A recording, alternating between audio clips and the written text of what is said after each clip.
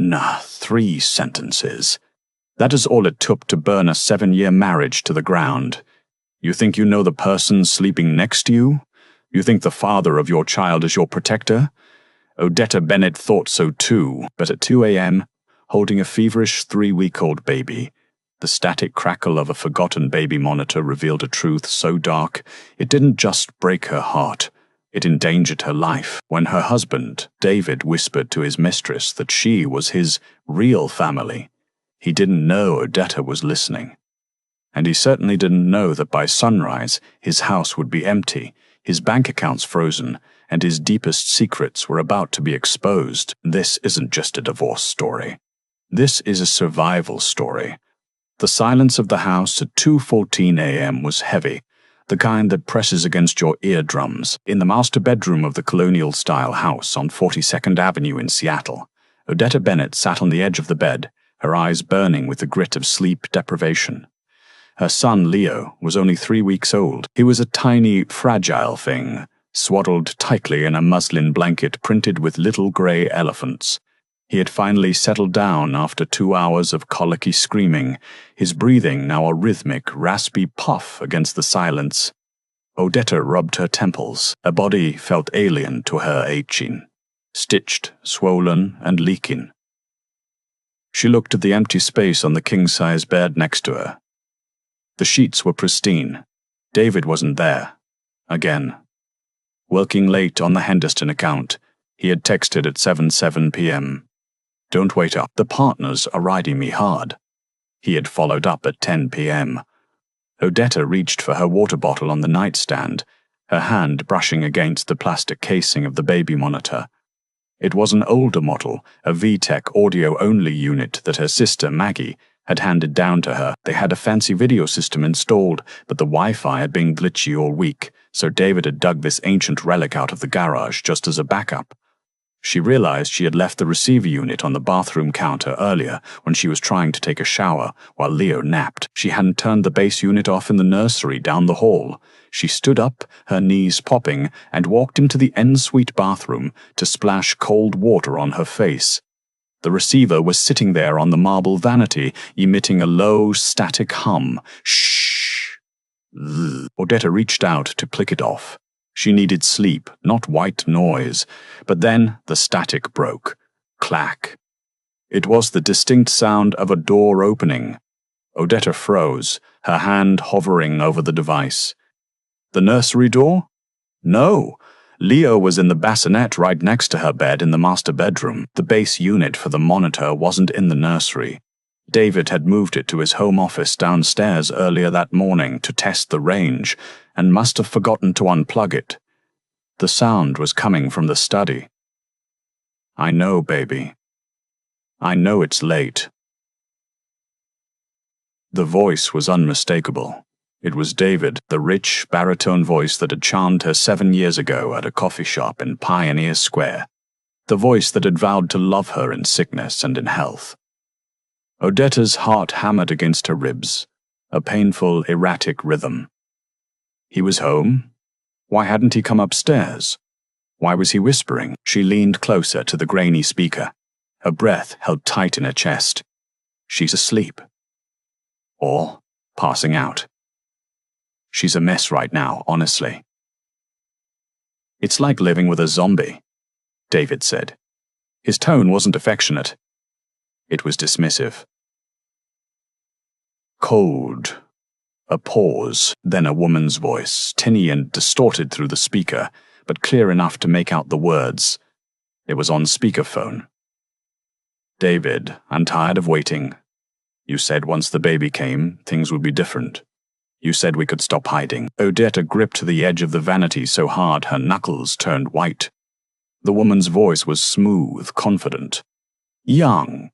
Jessica, listen to me," David urged, his voice dropping an octave, intimate and soothing. "I just need a few more weeks to get the assets moved. If I leave now, the courts will slaughter me. You know how the laws are in Washington. I have to play the supportive husband a little longer." Tears welled in Odetta's eyes, hot and stinging. "Jessica, Jessica Vaughn. The new paralegal at his firm, the one with the chestnut hair and the bright, eager eyes who had come to their Christmas party. The one who had complimented Odetta's dress while smiling just a little too widely at David. "I don't care about the money, David. I want you. I want us," Jessica whined. "I know," David said, and what he said next would haunt Odetta until the day she died. The words seemed to physically strike her, harder than any blow. "Look, Jessica, Odetta, she's just the mother of my child. That's biology. But you get me. You understand the vision, you and me. That's where my life is. You're my real family. This up here is just an obligation I have to manage. Real family." The world tilted. The bathroom tiles seemed to rush up towards her. Odetta gagged, a violent reflex of disgust and shock. An obligation. He was talking about her. He was talking about Leo. Leo, who was 10 feet away, sleeping in a bassinet, barely existing in the world for 20 days, and his father was already dismissing him as a burden to be managed. "I'll be over in an hour," David whispered. "I just need to make sure she doesn't wake up and wonder where I am. I'll tell her I had to go back to the office for a briefing." Click. The line went dead. The static returned. Shh. Zzz.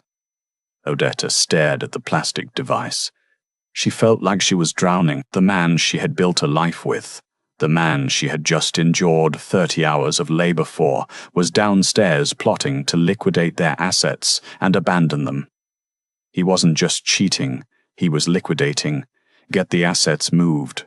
A cold clarity washed over her. It replaced the tears instantly. This wasn't just heartbreak. This was a heist. He was planning to leave her penniless with a newborn. She looked at her reflection in the mirror. She looked tired. She looked worn out. But beneath the dark circles, she saw something else ignite. It was the primal, terrifying rage of a mother whose child has been threatened. She wiped her face. She didn't sob. She didn't scream. She walked out of the bathroom and looked at the clock. 2:19 a.m. He said he would leave in an hour. She had 60 minutes. Odetta moved with the terrifying precision of a soldier in enemy territory. She knew David's routine perfectly. If he was in the study working, he would have his noise-canceling headphones on while he waited for the right time to leave, or he would be in the shower in the guest bath downstairs to wash off the office smell before seeing his mistress. She needed to be quiet. She grabbed the large duffel bag from the top shelf of the closet. She didn't pack clothes for herself, only the essentials. Underwear, socks, 2 pairs of leggings, a hoodie. Everything else was replaced by Leo's needs. Diapers, wipes, formula, bottles. The breast pump. She moved to the safe in the back of the walk-in closet. Her hands trembled as she punched in the code 0824. Their anniversary. Error. She paused. He had changed it. Panic flared in her chest, hot and bright. Of course he changed it. If he was moving assets, he wouldn't want her seeing the cash reserves they kept for emergencies. She closed her eyes. Think. Jessica. What would he change it to? David was arrogant, but he wasn't creative. She tried Jessica's birthday. No, she didn't know it. She tried the date of the Christmas party. No. She tried the last 4 digits of his cell phone. She took a deep breath. She looked at the keypad. The numbers were worn. 1, 2, 3, 4.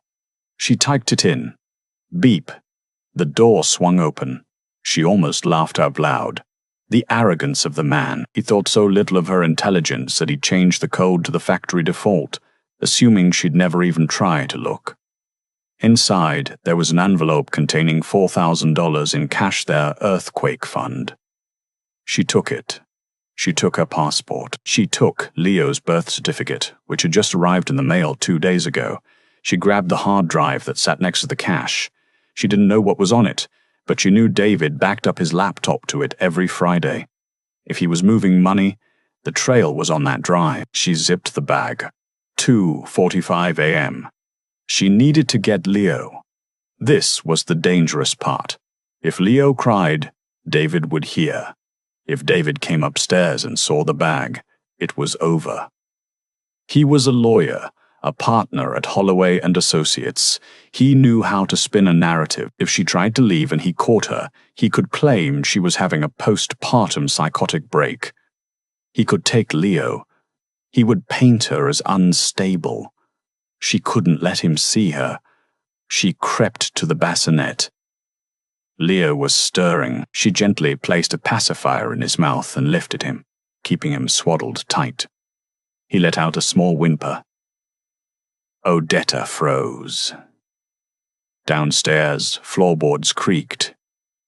She stopped breathing. She heard footsteps on the stairs. Heavy. Deliberate. He was coming up. Odetta looked around frantically. She couldn't hide the bag. She was standing in the middle of the room, holding the baby and a duffel bag. She threw the bag onto the floor on the far side of the bed, kicking it under the dust ruffle. She sat down on the bed, pulled her shirt down, and positioned Leo as if she were nursing him. The door handle turned. David walked in. He was wearing fresh clothes, a crisp white button-down and jeans. He smelled of cologne. Santal 33. The scent he wore on their first date. He paused when he saw her awake. For a split second, a look of annoyance flashed across his handsome face, but it was instantly replaced by a mask of concern. "Hey," he whispered, walking over. "Is he not sleeping?" Odetta looked down at Leo. She couldn't look David in the eye. If she did, she would claw his face off. "Colic," she said, her voice raspy. It wasn't hard, fake-sounding exhausted. He just woke up. David sighed, running a hand through his hair. "I'm sorry, babe. I hate that you have to do this alone tonight. I have to head back to the office." There it was. "The lie, now?" Odetta asked, keeping her eyes on the baby. "It's 3 a.m. Crisis with the merger." David lied smoothly. "Sterling called. I have to go handle the paperwork or the deal falls through. I'll probably just crash on the couch in my office for a few hours so I can wake you when I get back." He leaned down to kiss her forehead. Odetta flinched internally, her skin crawling as his lips touched her. He smelled like betrayal. "You're a good mom, Odetta," he said. It sounded rehearsed. "Go back to sleep." He turned and walked out. Odetta waited. She counted the seconds. 1, 2, 3. She heard his footsteps go down the hall, down the stairs, the beep of the alarm system being disarmed, the front door opening, the front door closing, the lock engaging. She rushed to the window. She watched as his black Audi SUV backed out of the driveway and sped off down Maplewood Drive, heading toward the city, toward Jessica. She didn't collapse. She didn't cry. The adrenaline in her veins was turning into cold, hard steel. She grabbed the duffel bag from under the bed. She put Leo into his car seat carrier, strapping him in with trembling hands. "We're going on an adventure, Leo," she whispered. She went downstairs. She didn't take her car. Her Volvo had a GPS tracker on it connected to David's phone app for safety. She went to the kitchen drawer and grabbed the spare keys to the old Ford pickup truck they kept for gardening and hauling lumber.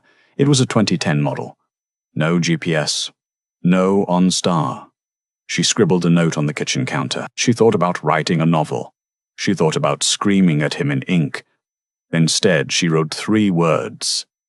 "I heard you." She left her wedding ring on top of the note.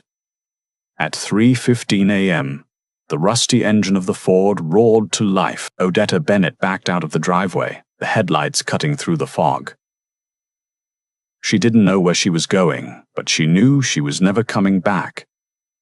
As she turned onto the main road, she dialed a number. "Hello," a groggy voice answered. "Maggie," Odetta said, her voice finally breaking. "I need you. I'm coming to Oregon." "Odetta, what's wrong?" "It's 3 a.m. David has a mistress. He's liquidating our accounts. He called Leo. He called Leo an obligation. Silence on the other end. Then, the sound of movement. Drive, Maggie said, her voice turning to iron. Don't stop for gas until you're at least 50 miles out. I'm calling Uncle Ray. He's a retired forensic accountant. If David is moving money, we're going to find it before he wakes up. Odetta hung up and pressed her foot to the gas. She looked at Leo in the rearview mirror. You are not an obligation, she vowed to the darkness. You are my son, and we are going to burn his world down. The sun was just beginning to bleed a pale, watery grey through the morning mist when David turned the Audi back onto his driveway. It was 6:15 a.m. He felt good. Tired, but good. He and Jessica had spent the last 3 hours going over the plan. They had opened a shell corporation in the Cayman Islands under the name Vaughan Consulting. By Monday, he would initiate the transfer of his 401k, the joint savings, and the equity from the house which he planned to sell quietly to a developer friend into that account. He would serve Odetta with divorce papers on Friday afternoon, claiming irreconcilable differences, and offer her a pitiful settlement that he would bully her into accepting. He parked the car and checked his reflection in the rearview mirror. He rubbed the lipstick smudge off his neck. He practiced tears. Tired but dedicated husband face. He unlocked the front door. The house was silent. Perfect. She was still asleep. He walked into the kitchen to start the coffee maker. He needed the smell of coffee to permeate the house, a sensory prop for his alibi. I've been up for hours, honey, working. He reached for the canister of coffee grounds, but his hand stopped mid-air. On the granite island, usually cluttered with burp cloths and mail, there was nothing but a single sheet of notepad paper and a small, glittering object. David frowned. He walked closer. The object was a diamond ring, a 1.5-carat princess cut satin platinum. He had bought it 7 years ago, sweating through his shirt at the jeweler's, terrified she would say no. Now, it sat there like a piece of debris. He picked up the note. His eyes scanned the 3 words written in Odetta's looping, familiar handwriting. I heard you. David felt the blood drain from his face so fast it made him dizzy. The silence of the house suddenly transformed from peaceful to predatory. I heard you. He dropped the note and sprinted up the stairs, taking them 2 at a time. Odetta, he shouted, abandoning the whisper. Odetta. He burst into the master bedroom. The bed was made, but the duvet was lumpy. He ripped it back. Pillows. Just pillows arranged to look like a body. He spun around to the bassinet. Empty. No baby. No blankets. No, no, no, David muttered, his breath coming in short, sharp gasps. He ran to the closet. The safe. He punched in 1, 2, 3, 4. The door swung open. Empty. The cash was gone. The hard drive was gone. The hash was gone. The hard drive was gone. David fell to his knees. The hard drive. It wasn't just family photos on that drive. It was the ledger. It was the digital paper trail of every illegal wire transfer he had facilitated for his special clients at the firm. The reason he had so much cash to hide in the first place. If Odetta looked at the photos, she'd see memories. If she or anyone else looked at the spreadsheets buried in the system folders, he was looking at 20 years in federal prison. He scrambled for his phone. He opened the tracking app for the Volvo. The blue dot appeared instantly. It was pinging right here, in the garage. She hadn't taken her car. He ran to the window. The driveway was empty where the old Ford truck usually sat. The one vehicle he hadn't bothered to put a tracker on because it was a piece of junk. He dialed Jessica. David, I just saw you, she answered, her voice sleepy and seductive. She knows, David barked, his voice cracking. She's gone. She took the kid. She took the cash. And Jessica, she took the cash. And Jessica, she took the drive. Silence on the other end. Then the seduction vanished. Her voice turned into a whip. You idiot, you told me that drive was encrypted. It is, but the password, it's the same as the safe. And let me guess, Jessica hissed. The password is something stupid like 1234. David didn't answer. Find her, David, Jessica commanded. I don't care about the baby. I don't care about the baby. But if that drive gets to the police, we are finished. Fix this. 300 miles south, the Oregon coastline was battered by rain. Odetta pulled the rattling Ford truck onto a gravel driveway that wound through a dense thicket of pine trees. At the end of the road sat a log cabin that looked like a fortress. Smoke curled from the chimney. Odetta killed the engine. Her hands were shaking so badly she couldn't unbuckle her seatbelt. She had driven for 6 hours straight, stopping only once to feed Leo in the cab of the truck at a desolate rest stop. The front door of the cabin flew open. A woman in a thick wool cardigan ran out into the rain. Maggie. Odetta opened the door and practically fell out. Maggie caught her. I've got you, Maggie said, her voice fierce. I've got you. Odetta couldn't speak. She just pointed to the back seat where Leo was sleeping in his carrier. Maggie nodded, grabbing the baby while Odetta grabbed the duffel bag containing the hard drive. Inside, the cabin was warm. A fire roared in the stone hearth. Sitting at the heavy oak dining table was a man who looked like he had been carved out of the same granite as the coastline. Uncle Ray. Ray wasn't really their uncle. He was their father's cousin, a man who had spent 30 years as a forensic auditor for the IRS before retiring to fish and drink whiskey. He had eyes that missed nothing and a patience that terrified people. Is that it? Ray asked, nodding at the duffel bag. He didn't offer a hug. He offered a solution. Odetta nodded. She placed the black external hard drive on the table. He's moving money, Odetta said, her voice raspy from crying. He's leaving us for a woman named Jessica Vaughn. He called Leo an obligation, but Ray, he was terrified of this drive. I saw it in his eyes when he used to talk about it. It's not just savings. Ray took a sip of black coffee. He pulled a laptop towards him. Plug it in. Odetta connected the drive. A password prompt appeared. Try 1234, Odetta said bitterly. Ray typed it. The drive unlocked. Amateur, Ray grunted. He began clicking through folders, photos, tax returns, boring, wait. He opened a folder labeled System Config. It should have contained driver files. Instead, it contained 32 Excel spreadsheets and a folder of PDF bank statements. Ray opened one. He adjusted his glasses. He leaned in closer to the screen. The silence in the room stretched for a full minute. Odetta, Ray said quietly. How much does David make a year? About 300,000. Maybe 4 with bonuses. Ray turned the screen toward her. This account in the Cayman Islands? It has $4 million in it, and the deposits aren't coming from his salary. They're coming from Holloway and Associates client escrow accounts. He's skimming. No, he's not skimming. He's draining them. Odetta gasped. He's stealing from his clients. He's embezzling, Ray corrected. And he's laundering it through a shell company called Vaughn Consulting. Odetta felt the room spin. Vaughn. Jessica Vaughn. Felt the room spin. Vaughn. Jessica Vaughn. She's not just his mistress, Maggie whispered, looking over Odetta's shoulder. She's his accomplice. Or, Ray said, his eyes narrowing as he opened another file. She's his handler.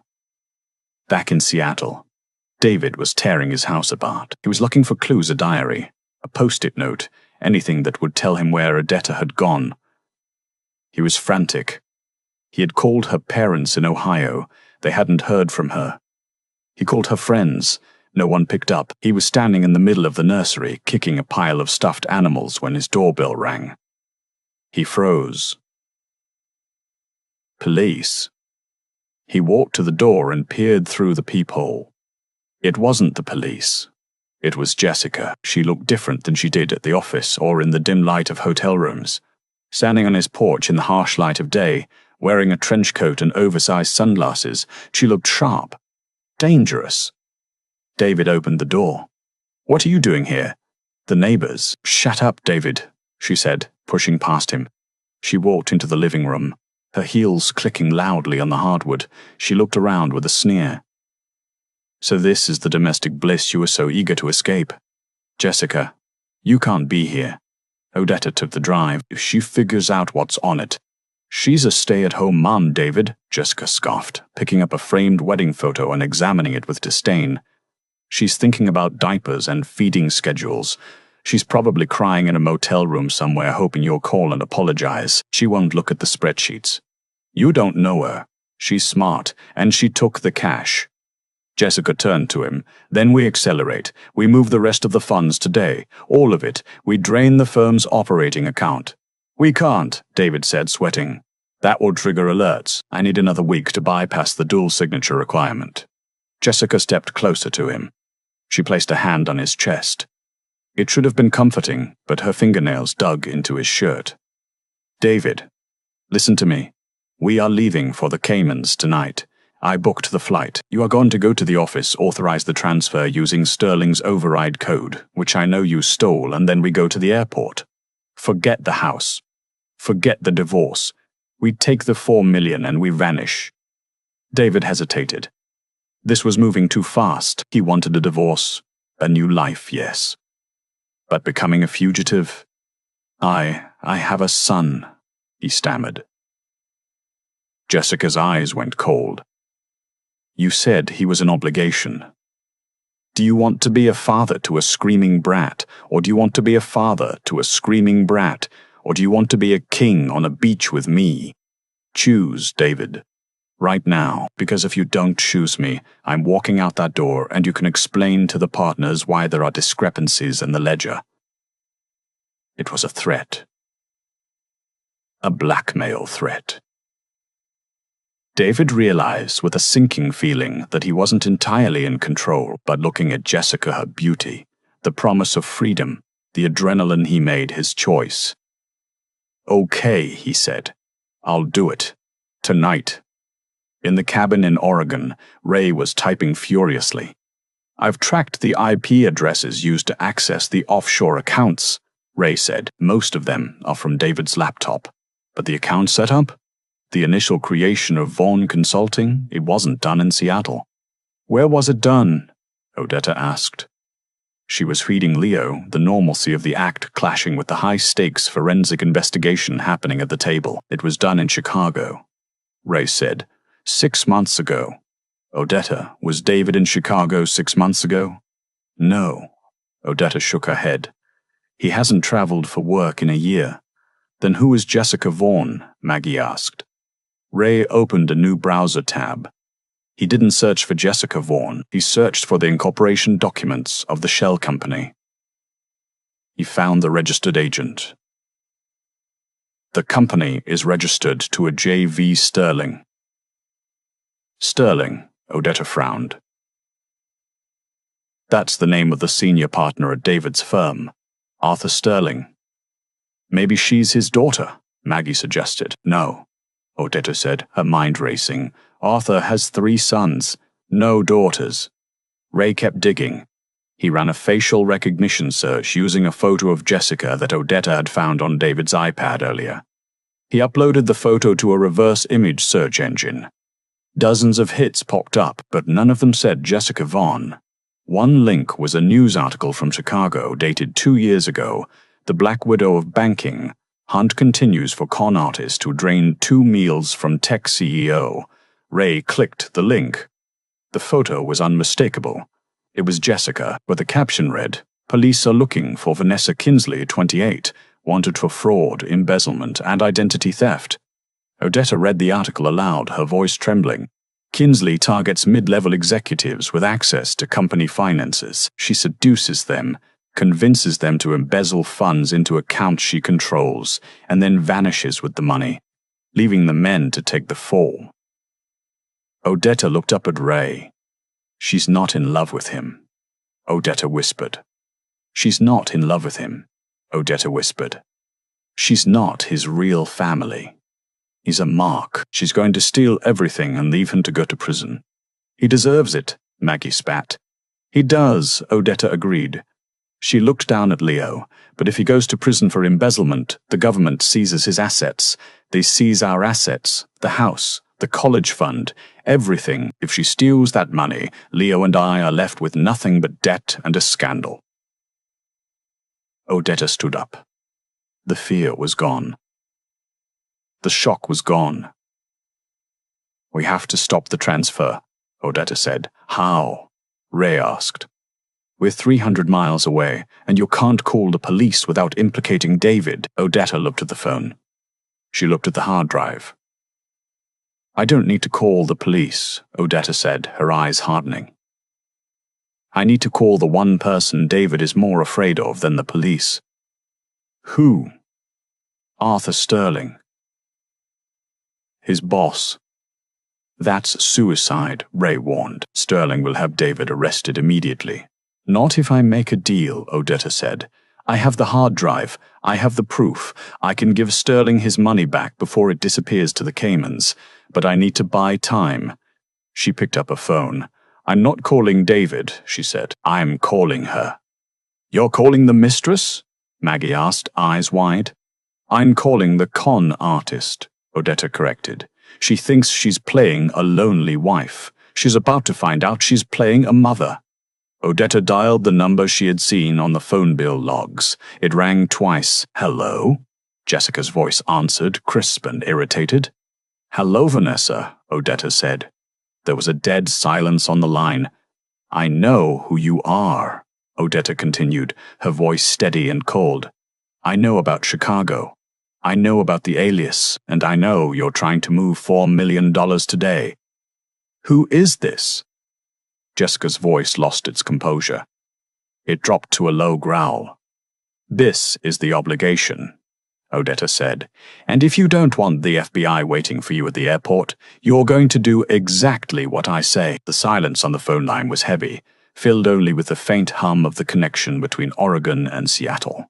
You're bluffing, Jessica Vanessa said finally. Her voice had lost its sultry edge. It was now sharp, calculating. You're a housewife.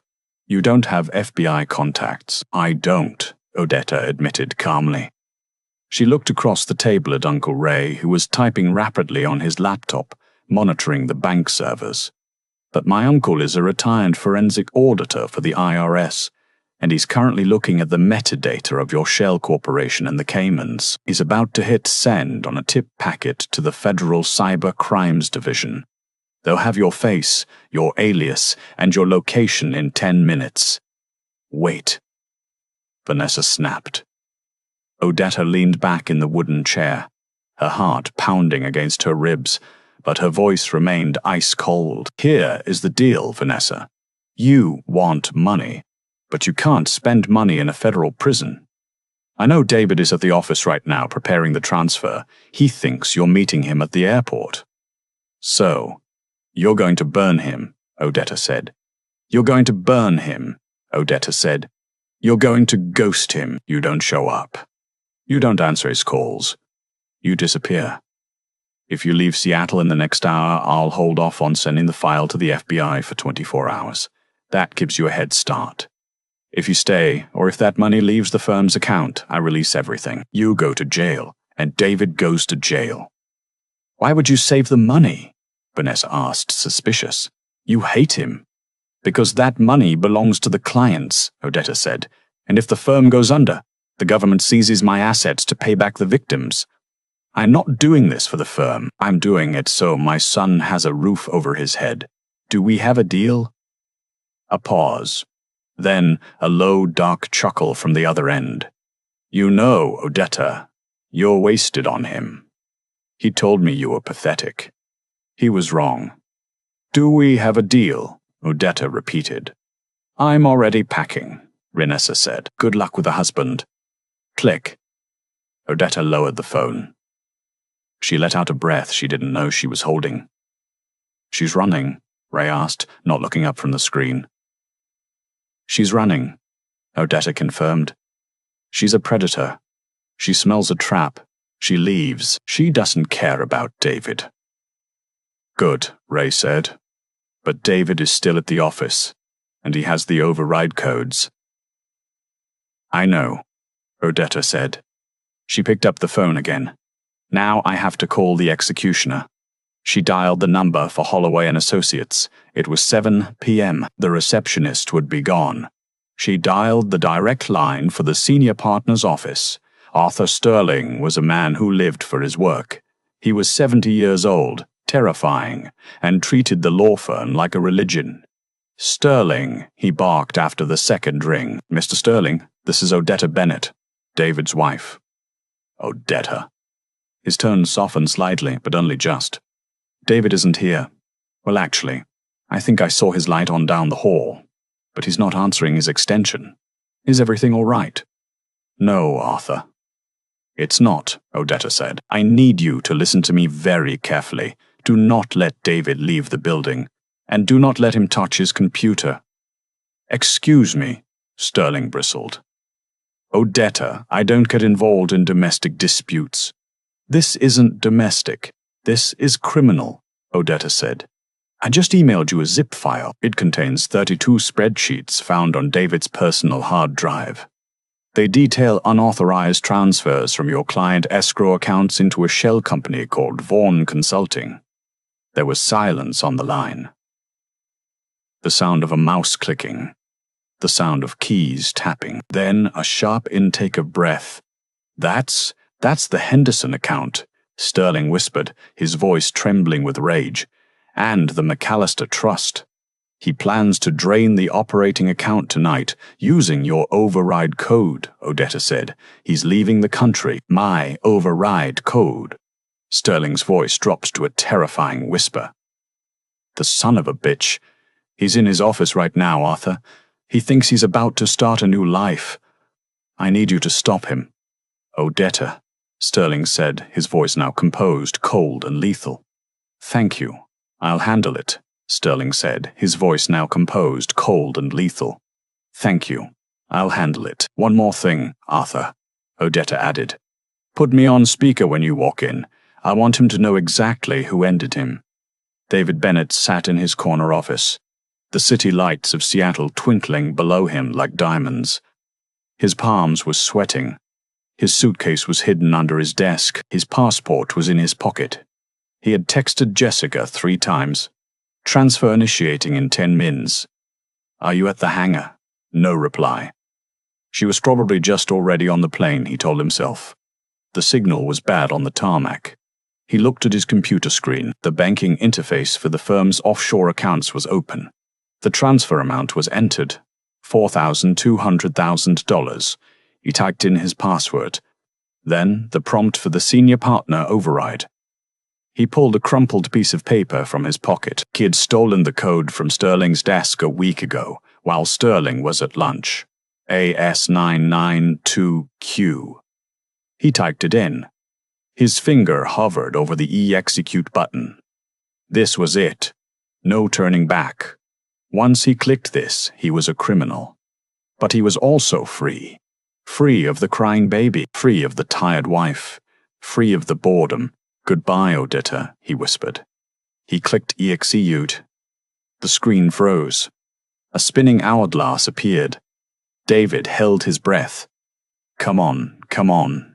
Suddenly the screen flashed red. ACCDNE. Terminal lockdown initiated. What? David hissed DNE. Terminal lockdown initiated. What? David hissed. He clicked frantically. No, no, no. The screen went black. Then a single line of white text appeared. SEC Security Alert. Unauthorized US. David stood up. David stood up, panic seizing his chest. The system had crashed. Or had he typed the code wrong? He reached for the phone to call IT, to spin some lie about a glitch, when his office door slammed open. David spun around. Arthur Sterling stood in the doorway. He wasn't alone. 2 uniformed police officers stood behind him, along with the firm's head of security. Sterling looked like a thunderstorm contained in a suit.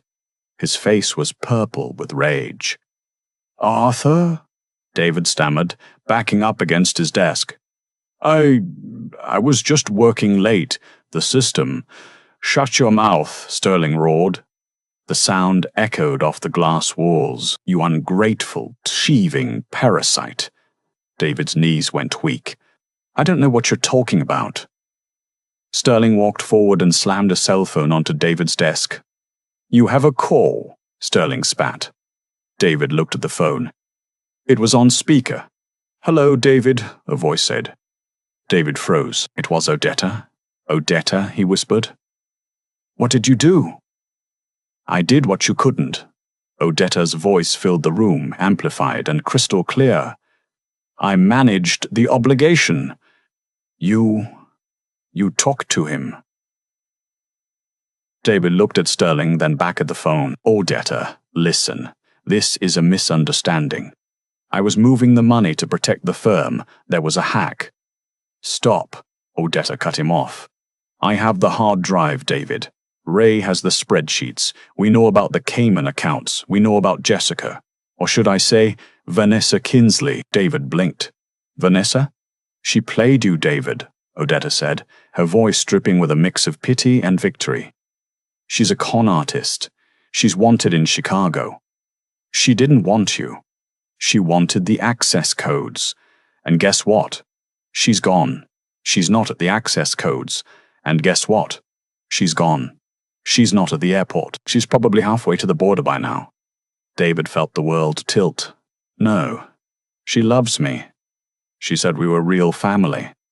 Sterling let out a harsh, barking laugh. "Real family? You emptied the McAllister Trust for a woman who doesn't exist? You destroyed your career, your marriage, and your life for a phantom." The police officers stepped forward. "David Bennett," one of them said, pulling out handcuffs. "Stand up and place your hands behind your back." "Odetta!" David screamed at the phone as the cold metal clicked around his wrists. "Odetta, please. Tell them it's a mistake. I'm the father of your child. You can't let them take me." "You made your choice at 2:14 a.m., Odetta said. "You said I was just biology. You said Leo was an obligation." "Well, David, now you have a new obligation. It's called 10 to 15 years for grand larceny." "Odetta, I love you. I'm sorry." David was sobbing now, the facade of the successful lawyer crumbling into a terrified mess. "Goodbye, David," Odetta said. Click, the line went dead. Sterling nodded to the officers. "Get him out of my sight." As they dragged David out of the office, past the empty cubicles of the colleagues he had betrayed, he didn't look like a mastermind. He looked small. Back in the cabin in Oregon, Odetta hung up the phone. She looked at Leo, who was awake now, blinking his large eyes at the firelight. She didn't feel happy. She didn't feel triumphant. She felt exhausted. But as she looked at her son, she felt something else. She felt light, the weight of the lie she had been living with for years. The feeling that she wasn't enough, that he was drifting away, was gone. The truth was out. The rot had been cut away. "Ideally," Ray said, closing his laptop. "We should have gotten the Mistress too." "We will," Odetta said, staring into the fire. "But for now, I'm just glad she's gone." She picked up Leo and kissed his forehead. "We're safe," she whispered. "And we're safe," she whispered. "And we're free." 6 months had passed since the night the world ended on 42nd Avenue. Seattle had turned from the gray drizzle of spring to the crisp, burning gold of autumn. The federal courthouse in downtown Seattle was a fortress of concrete and glass, a place where libs were reduced to docket numbers and sentencing guidelines. Inside courtroom 4B, the air was stale, recycled, and heavy with the scent of floor wax and despair. Odetta Bennett sat in the back row, her hands clasped tightly in her lap. She wasn't wearing the yoga pants and stained sweatshirts of her past life. She wore a tailored navy blazer and dark jeans, her hair cut into a sharp, confident bob. Beside her sat Uncle Ray, who had traded his fishing vest for a charcoal suit that smelled faintly of mothballs. In the front of the room, David Bennett sat alone at the defense table. He looked like a ghost of the man who had once commanded boardrooms. His custom-tailored suits were gone, replaced by an ill-fitting orange jumpsuit that pulled round his ankles. His posture, usually arrogant and upright, was slumped. He had lost weight 20 pounds at least, and his skin had the pallor of someone who hadn't seen direct sunlight in months. He hadn't turned around to look at Odetta. Not once. The Honourable Judge Marcus Thorne adjusted his glasses and looked down at the pile of paperwork before him. He was a man known for his disdain for white-collar crime, and today he looked particularly unimpressed. "Mr. Bennett," Judge Thorne's voice boomed, cutting through the murmurs of the gallery. "You stand before this court convicted of 14 counts of wire fraud, 3 counts of money laundering, and conspiracy to commit embezzlement. You abused your position of trust as a partner at Holloway & Associates. You stole from widows, trusts, and families who believed you were their protector." David's lawyer, a court-appointed public defender named Mr. Klein, because David's assets were frozen and he couldn't afford private counsel, stood up. "Your Honor, my client was under extreme duress. He was manipulated by a professional con artist. He has cooperated fully since his arrest." "Cooperated?" the judge scoffed. "He cooperated only after his wife, the true victim here, handed the evidence to his superiors on a silver platter. Mr. Bennett, do you have anything to say?" David stood up slowly. His chains rattled a hollow metallic sound that echoed in the silence. "I..." David's voice cracked. He cleared his throat. "I just wanted a different life. I didn't mean to hurt anyone. I was confused." Odetta felt a surge of bile rise in her throat. Even now, facing prison, he couldn't take responsibility. He was confused. He didn't mean to. It was the same passive language he used when he forgot their anniversary or missed a doctor's appointment. "The court is not moved by your confusion," Judge Thorne said coldly. "You liquidated a trust fund meant for a disabled child. You attempted to flee the country while your newborn son slept in your home. You are not a victim, Mr. Bennett. You are a predator who got caught." The gavel raised. Odetta held her breath. "I sentence you to 12 years in a federal penitentiary, to be served consecutively. You are also ordered to pay restitution in the amount of $4.2 million. Bang. The sound of the gavel was final. It was the period at the end of a long, painful sentence. As the bailiffs moved in to take David away, he finally turned. He looked past the reporters, past his weeping mother in the second row, and locked eyes with Odetta. His eyes were wide, pleading. He mouthed one word. "Odetta." Odetta didn't look away. She didn't cry. She simply nodded, a slow, deliberate acknowledgement of his fate. She watched as the man who had called her an obligation was handcuffed and led out through the side door, disappearing into the system that would consume the next decade of his life. "It's over," Ray whispered, placing a heavy hand on her shoulder. "Not quite," Odetta said, her voice steady. "There's still one loose end." They walked out of the courthouse into the blinding afternoon sun. Reporters swarmed, microphones thrust forward like spears. "Mrs. Bennett, do you have a comment on your husband's sentencing?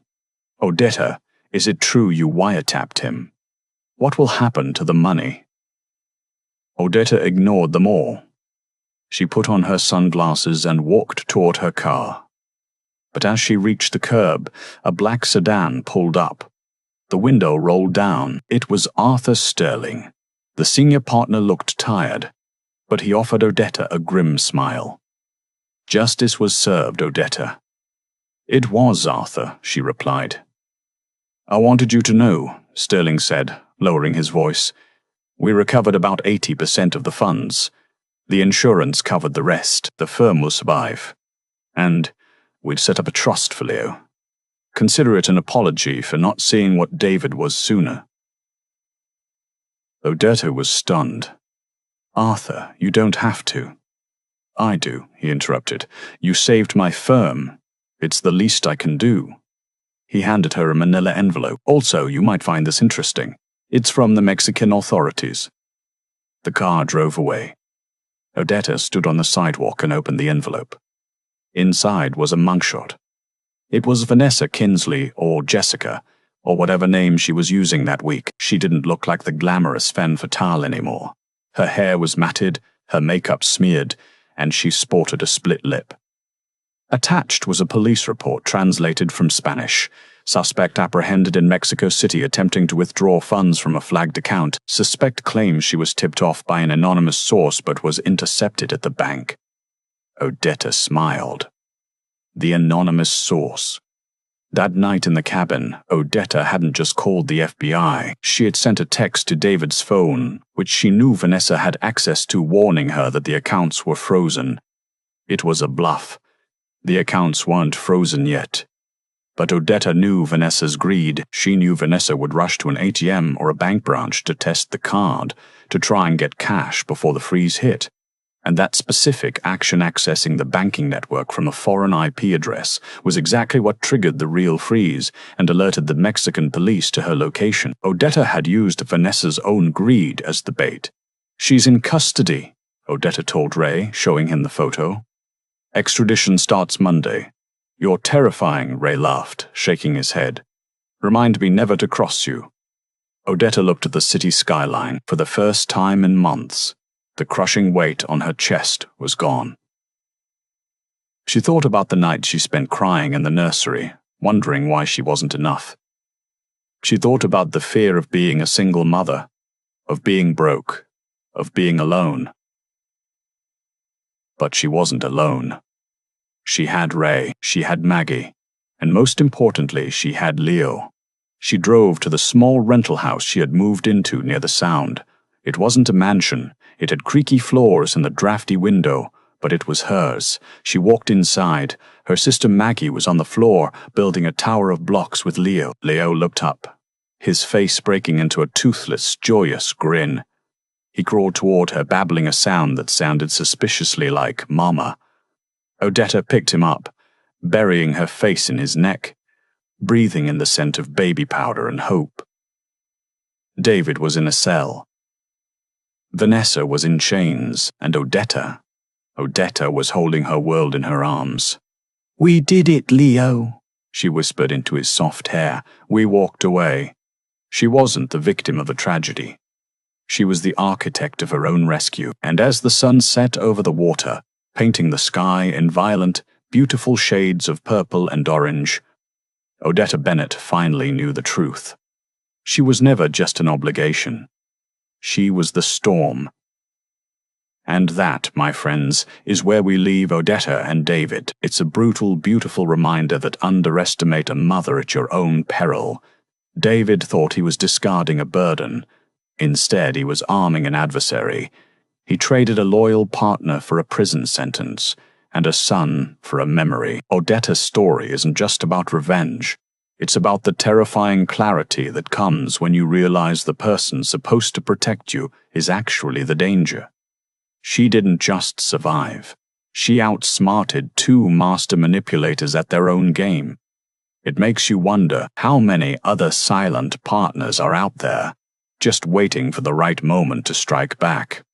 If Odetta's savage takedown gave you chills, do me a huge favor, hit that like button right now. It helps more people find these stories. What do you think about the ending? Did David get what he deserved, or was 12 years too light? And did you expect the twist with the Mistress? Let's talk about it in the comments below. Don't forget to subscribe and turn on notifications so you never miss a saga. I've got a story coming up next week about a lottery winner whose family tried to have him committed. You won't want to miss it. Thanks for watching. Stay safe and trust your gut.